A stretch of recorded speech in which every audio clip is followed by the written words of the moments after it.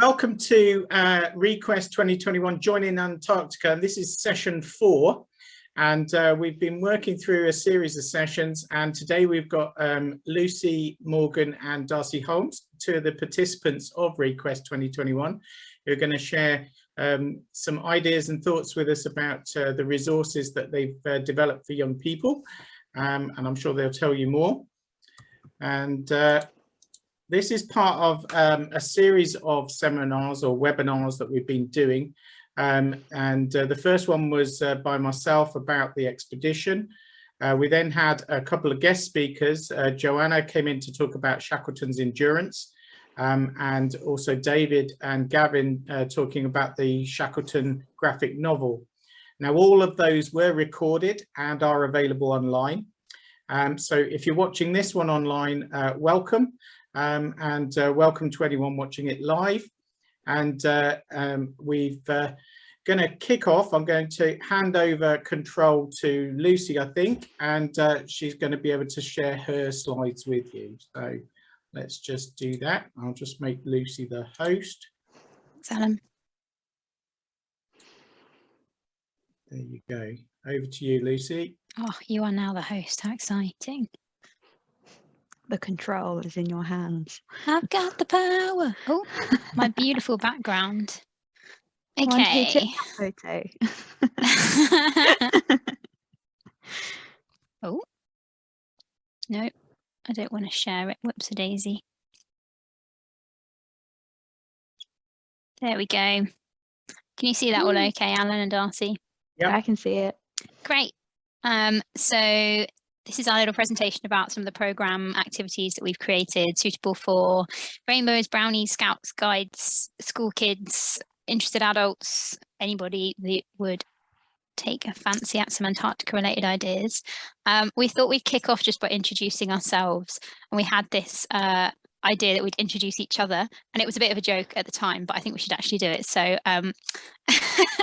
this is Darcey. She's 22 and she is from Ramsgate in Thanet originally, where she grew up. Originally was in the guides, so I'm going to mention that important part of the story. I was also in the guides, but we have both since become scouters too. Darcey's now a beaver leader in Bath, where she is doing a placement year as a water engineer, and she's doing an engineering degree as well, so she's really passionate about engineering, and particularly women in engineering. Yeah, I think add anything else you want to, Darcey, but no, other than making me blush, like, oh my gosh. Yeah, no, you've kind of covered it. Yeah, that's me basically. Shall I do you? May I just say that I've been a scout longer than Lucy. Like I transferred very early on from brownies to cubs, so you've recently turned to the dark side and come over to the scouting. Lucy is now in Poole. You were from Tunbridge, where you're a guide. You studied geography at university. And you've just graduated in the last year. You can finally have your ceremony very soon. And you're very passionate about the environment and climate change, and it makes us work really well together, doesn't it? Making good changes for the planet. I feel like that's everything. Did I mention everything? No, that's great. Yeah, that's good. So that's a kind of background to why we came to these themes as topics for our projects for Request. I think we're going to talk about Darcey's one first. So do you want to take it away? Yeah. So my main project theme was art and Antarctica, mainly to do with STEAM. So STEAM is science, technology, engineering, arts and mathematics. So it's putting the arts back into STEM. STEM is something that it's almost like an umbrella when we talk about it in schools, and talking about all those different subjects that make up what can I say, all the engineers and all the mathematicians and all those numbers and stuff like that. So it's hard to explain, but the main principle is, do you want to go into the next slide, Lucy? the main principle is that STEAM, by using the arts and putting a art focus on STEM, so science, technology, engineering, mathematics, we can encourage creativity, and by doing that we can draw in more young people into new opportunities that they never really thought were open to them.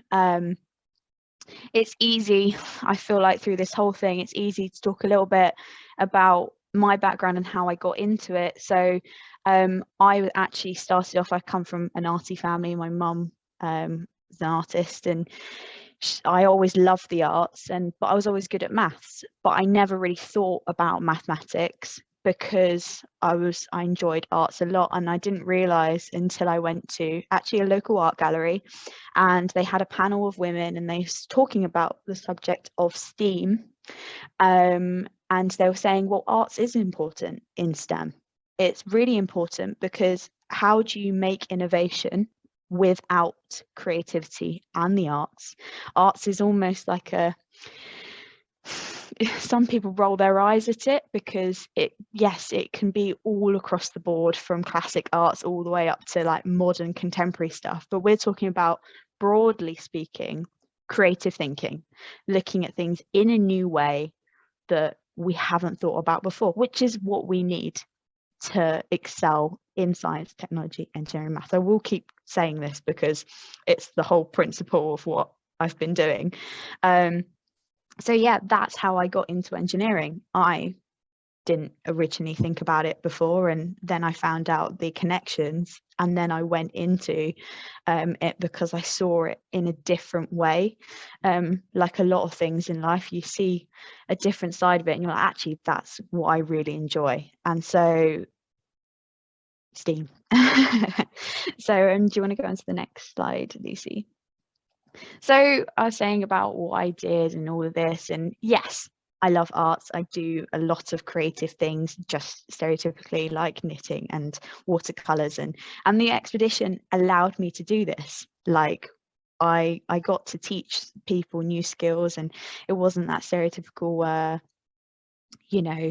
just go straight off the bat and encourage STEAM. No, the foundations are in arts, starting from the little bits of, okay, let's just do some artwork, and then we can build up to what it means. I know it gets a bit complicated, but that's what the exhibition allowed me to do. Next one. And I did some watercolors, and that was able to capture some of these expedition, like what happened, but also what is going on in Antarctica. I think Lucy actually introduced me to an amazing webinar done by the UK Antarctic Heritage Trust, where artists were trying to show through art what is happening in Antarctica right now. And I feel like it's showing science, and Lucy will talk about climate change later on, but you're showing it in a different way, a way that people can understand, young people can understand. When you put red all over something, it's very visual. When we're talking about temperature, if there's loads of red, then it's kind of like, oh, that's a warning sign, and you can use arts to do that. And so this is the whole background of trying to, when we're doing activities, it doesn't have to be just junk modeling. It doesn't have to be just painting a picture. All of it can come together to have a deeper meaning and link back to what Lucy will talk about, in a bit, is climate change, rising temperatures of the planet, but also like melting ice caps or endangered species. It's all coming in using the arts. So it doesn't have to be just platonic, like, okay, we're painting a picture. It doesn't have to be just that. So hopefully that some of these ways of showing it are coming across. Next one, Lucy.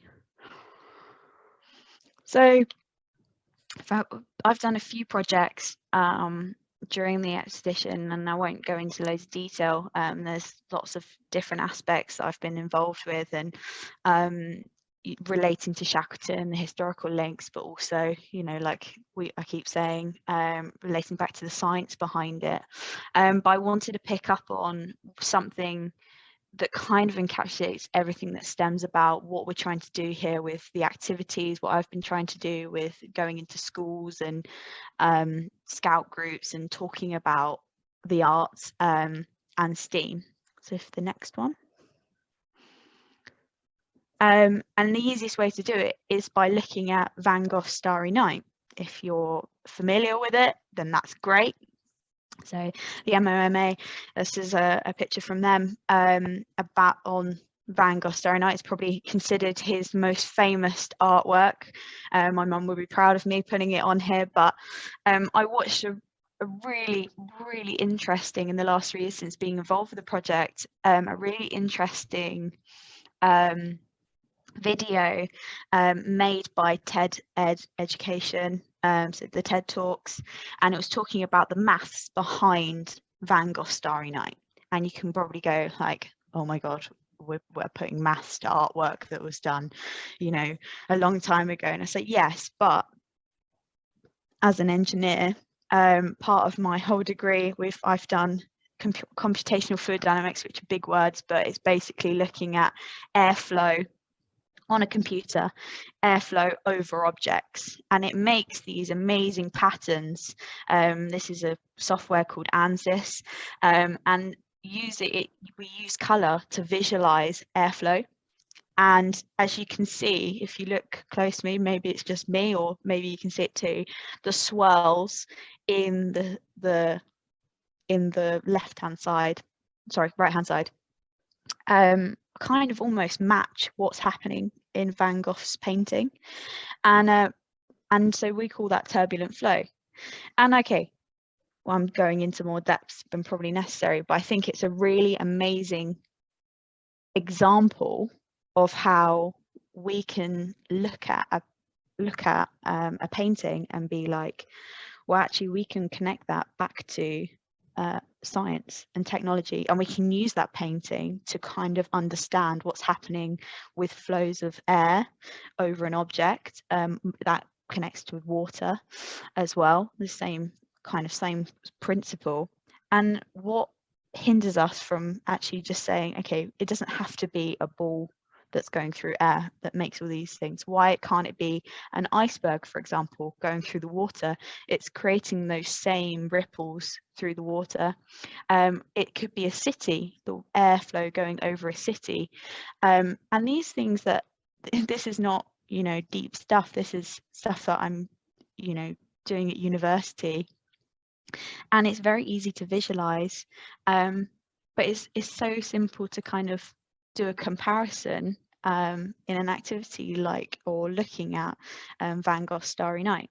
So I've put that there, the video, because it's a really good one to look at. But it's just what I'm trying to share is that there's always connections in real life, and there's these crossovers between arts and STEM everywhere. And it wasn't just, you know, it's not just me rambling on about this, you know, this scheme.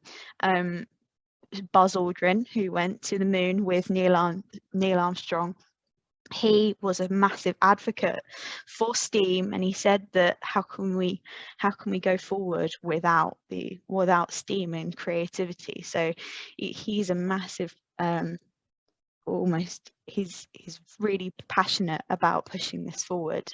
So go to the next one, Lucy, please.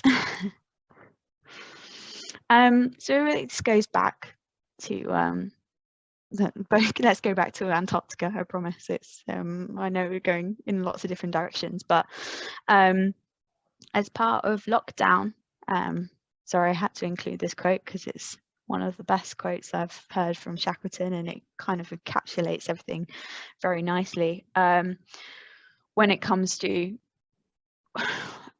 we used YouTube and in a different way. We probably wouldn't have used it as much as a project if COVID hadn't have happened. And as a result, I made 25 craft videos on different subjects, talking about, you know, on penguins, on whales, on snowflakes, on the Southern Lights, on lots of different parts of our project, on the wildlife, on the environment of Antarctica, and putting a little bit of information below, connecting it to the science or what's happening, the stats. So it's a way of learning through doing arts and crafts. Like each one of them has its own little information that you can learn while you're doing these activities. And it's like this, like I've said, there's so much science behind something so beautiful. And I think that the home craft videos encapsulates that really nicely, as something that I've put together, and hopefully it can be used for a long time to come. So that's very rambly, and I do ask questions at the end if you've got anything, but the main thing to take away with is that yes, you can just do an art activity, and you can just do junk modeling, and you can just paint a picture, but very easily you can connect that back to trying to inspire young people, especially girls. Girls don't necessarily look at STEM subjects because they prefer the arts, and that doesn't mean that you can't do the arts while you're doing STEM. I'm an engineer. I'm my 4th year of engineering degree, and I still have such a big passion for the arts as I do in mathematics. It doesn't mean one or the other. There are so many jobs in the world which need the combination of the two. Engineering is all about it. Like, you know, we were talking earlier, just before the recording, about a new bridge, and if you look at design is the arts. You need to be able to see things in a different way, and so we should be encouraging young people, okay, not just girls, but it does help, but all sorts of people that wouldn't necessarily think, oh, I'm not good at maths. Okay, you don't necessarily have to be the best at maths. You have to be one of those people that thinks in a different way, and that comes from doing all these activities and encouraging creative thinking. So yeah, that's my bit. I think there's one, maybe there's one more. Oh, the quilt. So this is the biggest. I will mention it because it's a bit of a thing, that a big activity that I've been kind of doing over the whole thing, and it just shows that it doesn't have to be in one evening. If you're doing an activity, it's nice to do like this collaborative thing. So I've been making a quilt, and it's all been on people's perceptions of Antarctica, and linking it back to 100 years ago to Shackleton, and asking questions, and what is their opinion, what does it mean, what do we think about when we say Antarctica. And it's been great to see all age groups coming together and making little squares, doing their own designs, writing questions, and we've put this together in the shape of Antarctica, to kind of show, exhibit what people have been thinking, and that progression. And like I said, it's such a visual thing. It's a visual exhibit that we're hopefully going to be exhibiting. Well, it's a visual project that we'll hopefully be exhibiting sometime soon, to show what is Antarctica all about, whether it's the environment, whether it's the ice, whether it's the penguins, whether it's all the things that are happening to the climate. And it doesn't have to be taught, you don't have to be spoken to and just be like blah blah blah, these are all the facts, these are all the figures. It can be, okay, what about if we think about this, what does this show? Because we learn in lots of different ways. Some people do things, some people prefer by listening, some people prefer by looking at stuff, or, you know, a combination of both. And I think sometimes you can bring all these things together, and something like this, or creativity and like all these activities really help with that. You're just not learning by writing something out. okay, I've been rambling for ages now, so I'll pass over to you, Lucy, so you can talk about climate change. Thanks, Darcey. Yeah, so my project was about climate change education. I thought that the Scouts, and particularly a expedition to Antarctica, it was the perfect platform to try and get this message out there even more than it already is. We've been so lucky recently because recent Conference of the Parties, COP26 event happening in Glasgow last year meant that climate change is in the news a lot, and it has been since as well, and before and after. So it's been, yeah, really interesting to be doing this project at this time. So why Antarctica in relation to climate change? There's a few different reasons. Antarctica both contributes towards the problem of climate change and also feels the consequences in quite a unique way. So Antarctica kind of helps to regulate the Earth's climate. There's a phenomenon called the albedo effect, which is a bit of a weird word for people that haven't come across it before. But essentially what it means is it's to do with the reflection of energy from the sun. So energy comes in from the sun towards Earth, hits the surface of the Earth, and some of it is absorbed and some of it is reflected back out into space. The more that is absorbed, the warmer the planet becomes. The more that's reflected out to space, the less warm the planet becomes. Shiny white surfaces, for example, ice, are very reflective. So Antarctica reflects a lot of the sun's energy back out into space, helping to cool the planet. The problem is the more ice that melts in Antarctica, and well, both poles really, the more ice that melts, the more dark ocean surface is revealed beneath. And that dark ocean surface is has a lot more absorption abilities than ice. So the energy that comes in from the sun is absorbed by the water, and the planet heats up more than it would do otherwise. So that's one really important effect or impact that Antarctica has on climate change regulation. Also, I did a bit of research for my project and found out something that I didn't know before, which was that the Southern Ocean, so the ocean around Antarctica, is also really good for greenhouse gas absorption. So the strong westerly winds, the winds that go all the way around Antarctica, actually lead to a lot of ocean mixing, which means that the top layers of the ocean mix really well with the lower, deeper sections of the ocean. And that's because the wind's sort of causing a lot of motion, a lot of turbulence that allows it to mix. That mixing, the more mixing that occurs in the ocean, means the more carbon dioxide is absorbed out of the atmosphere, out of the air, and into the water. And that's good for climate change because it means that there's less greenhouse gases happening in the atmosphere and there's less of a blanketing effect. And the Earth doesn't retain as much heat as it would do otherwise. The effects of climate change in Antarctica are also quite unique due to its unique environment. There are lots of really complex impacts of climate change in Antarctica. If we just focus in on the peninsula, which is actually where we went on our expedition in January, this area of Antarctica is particularly vulnerable to climate change. Temperatures on the west coast over there have risen by 2.9 degrees in 60 years, which is 3 times the average across the rest of the planet. So that shows how unique Antarctica is in its impacts.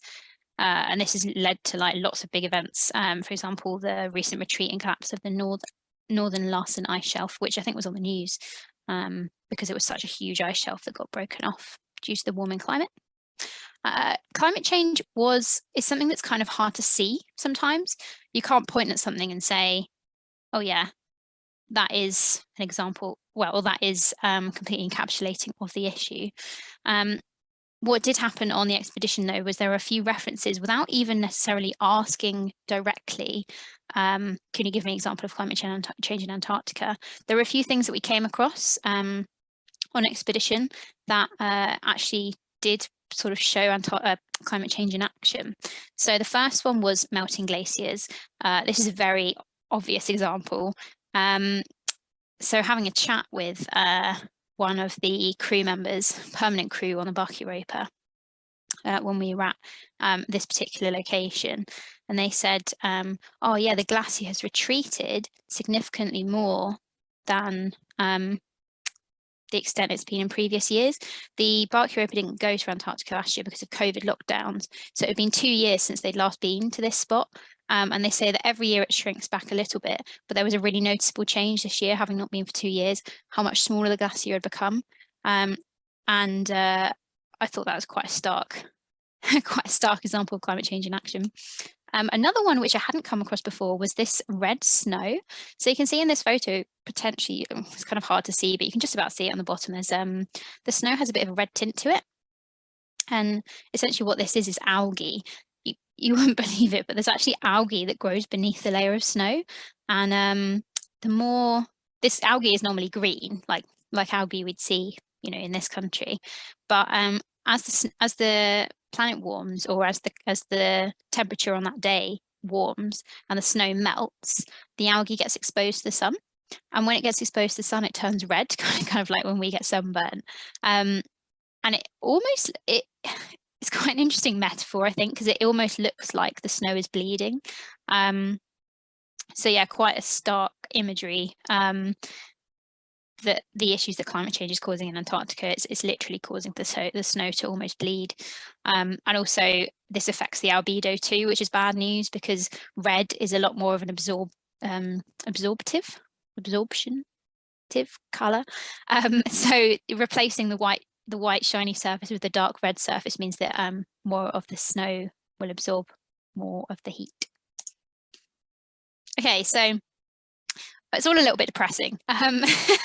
But what I really like about Scouts is that Scouts is a platform that allows you to educate young people in a fun way and inspire them to do cool things and to help the planet and to help the people on the planet. So I decided that climate change education was going to be my project for Request. I thought, how would you educate the maximum number of kids in the most interesting way? And I thought, you know what, everyone in scouting and guiding loves a badge. So I made a badge. This is the Stop Climate Change Challenge. It has around 60, I think just over 60 activities in it. It took me ages to make. But since making it, we've sold a couple of thousand badges. So it's been really effective as a way of reaching out to lots and lots of different young people. I will whiz through it at the end just to show you some of the activities inside of it. Other things that I did for my project was I did go to some in-person meetings, and then when lockdowns happened, also went to some virtual meetings. We also created the Climate Quest website, which I will also briefly run through at the end, which essentially converts the climate change badge in the activities from that badge into a website. And there's lots of videos that a bit more interactive that allowed during lockdown the kids to complete the badge, but also the website's remained open, so the activities and videos are still accessible on there. I also briefly mentioned it at the beginning, but I did attend COP26, which was the big climate conference in Glasgow. Went up and joined in the youth climate strike with my little Query the penguin, my mascot. For the Request expedition. Query the penguin is actually named after the puppy from the original 1921 Shackleton expedition, if you're interested about the name. But it was really great going up there with him. We did actually meet some scouts who were able to go into the conference and kind of represent scouting for the conference. The picture on the bottom left is a Swedish scout who had been able to go in and actually speak to some of the world leaders about why she thought climate change was an issue. So I thought that was really cool that scouting had a presence there. Cool, now we're going to talk about the resources available. Do you want to go first, Darcy? I'll see if I can pull up this. Oh yeah, here we go. Yeah, adverts, look at that. Yeah, sorry. Here we go. Yeah, so it's the easiest way to kind of show it. It's on YouTube. There's 25 videos available, and all of them, I don't know where you can see the videos, but they have information. If you can drop down the comments right at the top, Lucy. I don't know if you can. Can you do that? I don't know if I can see. Not. Oh, comments are turned off. No, not the comments. See more at the bottom. Is that show more? Show more. There we are. And it has everything that you need, all information, talking a little bit about penguins, our trip, and things that you can find out more.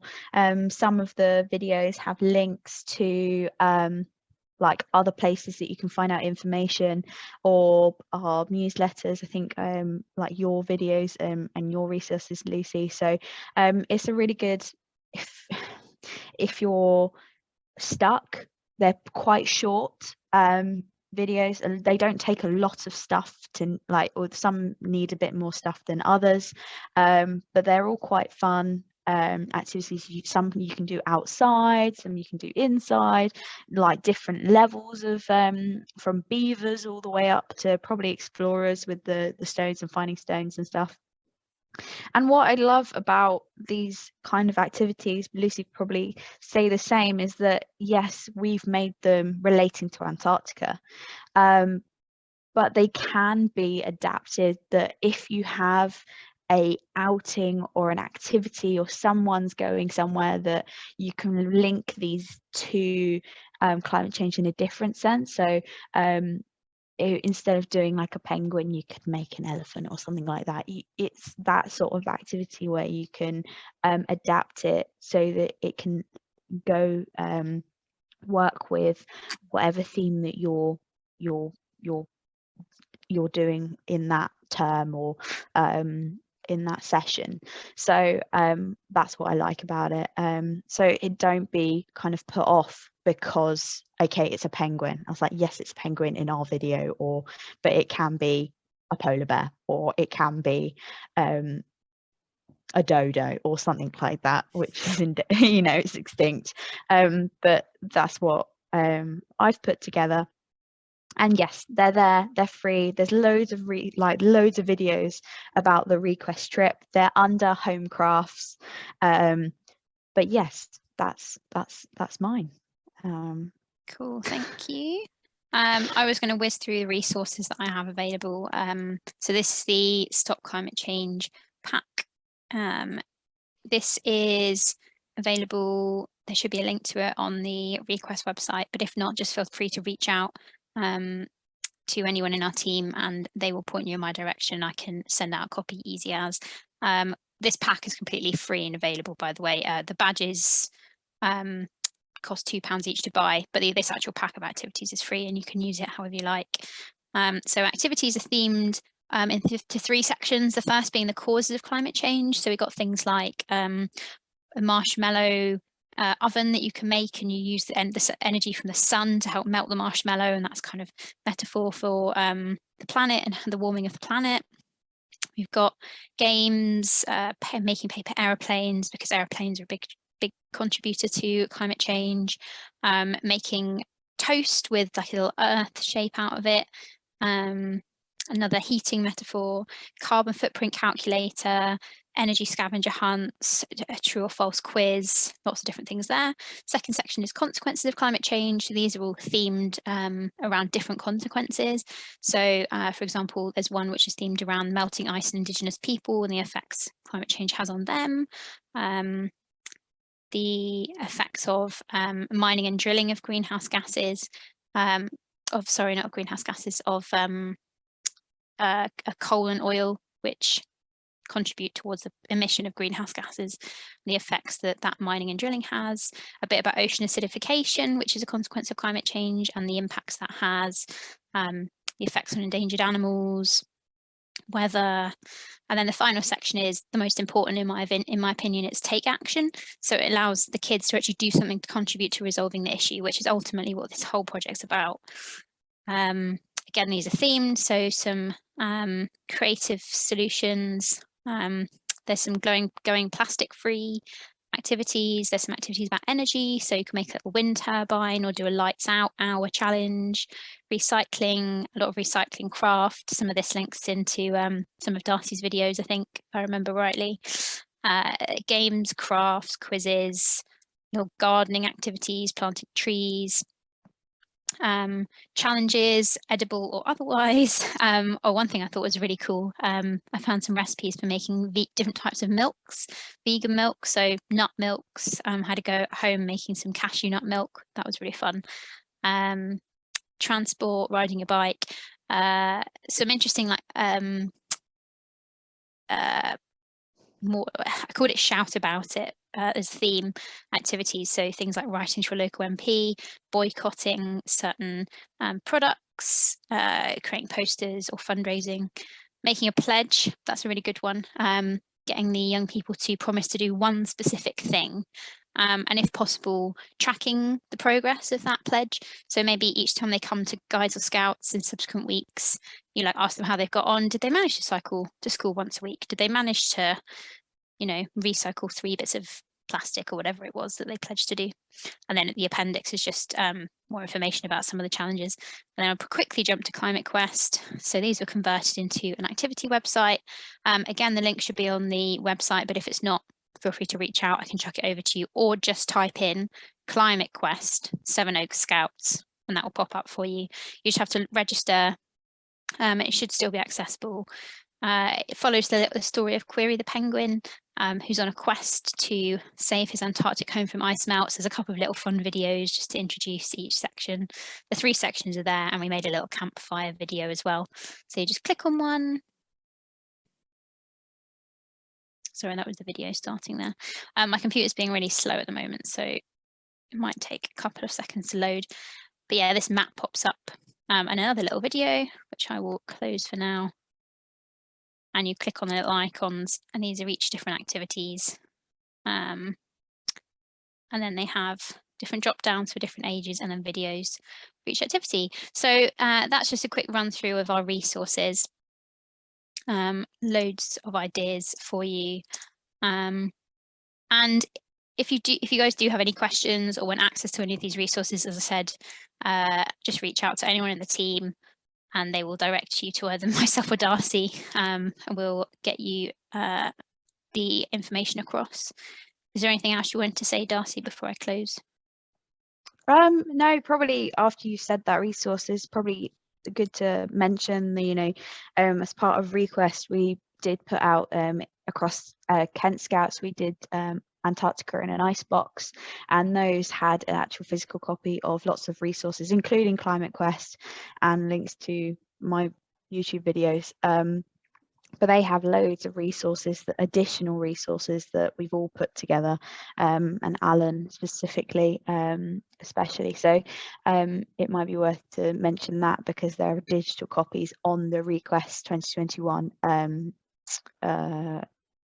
on our page. Yeah, there's online, a USB stick that's available, a little penguin USB stick that has all the digital resources available as well, and that includes all the Climate Quest stuff and all of Darcey's videos. So that's available on eBay, and you can buy one for your scout group or for your district. So I've got a question for both of you. It's twofold for both of you. No, nice and easy. Tell me how you used what you did for Request for your Scouts of the World Award, and if you could sell the Scouts of the World Award to any networkers listening. And secondly, what are you doing at KIJ as a result, or Kent International Jamboree as a result of your project? So Lucy, do you want to go first? Oh, I'm glad you said that. Scouts of the World Award is a award for 18 to 25-year-olds, Alan? 18 to 25 in the UK. If you're watching abroad, you could start it at 16. Oh, very nice. It's a challenge whereby you attend a discovery event at the beginning. So ours is virtual, which they're now doing since COVID, but a lot of them are in person too. And you learn about the Sustainable Development Goals that were set by the UN in 2015, and the things like climate action, inequalities, tackling poverty, tackling hunger, a lot of different world issues. And essentially the Discovery Weekend introduces you to those issues, why they're important and why it's important to take action about them. And then you then do a subsequent project. I think it's 80 hours minimum you have to spend on it, but it sounds like a lot, but actually when you start getting into a project, it goes by like that. 80 hours, We've both definitely exceeded that by many, many hours. So say that again. So my SDG that I chose to take action on was climate action. So understandably. But So number 13, the unlucky one, yeah. Unlucky? 13 is not an unlucky number. I only say that because I was born on the 13th of September. But yeah, so all my Climate Quest stuff's counted towards my Scout of the World Award, which I believe we're being presented in a month's time. You are on the 9th of July. And KIJ, Lucy? Oh yeah, of course. And KIJ also is there's going to be Kent International Jamboree, which is a big scouting event in August, beginning of August, end of July. There's going to be like thousands of scouts in a field, and we've got one big building which is going to be just dedicated to Sustainable Development Goals and activities relating to the SDGs. So again, I've got my one is climate change action. So we've got a few activities going on. We're making the first one is a big poster. So we've got a really long sheet of paper. I think it's 100 meters long, you said, Alan? We've got up to 100 meters, yes. So much. In and 10-meter chunks. Yeah. So the kids are going to come along and just write, sign it. They're going to kind of inspired by Darcey, I guess. They're going to like draw their ideas about climate change, suggestions of how to take action, causes, consequences, that kind of thing. So it's just like a big visual representation of the climate change issue and how young people see it. Another activity is, so I said to Alan, I was like, could we buy some ice pops and just get the kids to watch them melt? That's like a really sad metaphor for climate change. We've got over 2,000 ice pops now. So as a joke that I said that, and he was like, we can definitely buy ice pops. I was like, yeah, how many kids do we need them for? And he gave me the number, and I was like, oh, so we're going to need a lot of ice pops. He was like, yeah, you're going to need to find some that are really cheap. So I found some ice pops that were like 8p an ice pop or something. So we've just bought so many ice pops, but we're not going to make the kids just sit and watch them out. We're not going to be that mean. They're going to eat the ice pops, and then they're going to have to write on the packaging a pledge to take action against climate change. Penguin pledge, as I've now nicknamed it. Penguin pledge. Oh, very pledge. nice. Yeah, so they can all pledge to Shackleton the Penguin to be good scouts and take action. It could be a planet pledge. Planet pledge. Penguin planet pledge. That. I like that actually. That's good. This is why I'm here. You're all the creative ideas. Thank you. You and Alan, actually. The third activity, Alan came up with this. It was really cool. We're going to make icebergs out of paper cups. They're going to have to stack lots of paper cups to make big icebergs in order to support a penguin.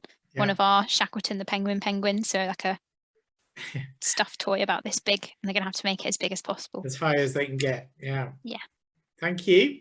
Darcey, over to you. So your SOA award and your KIJ.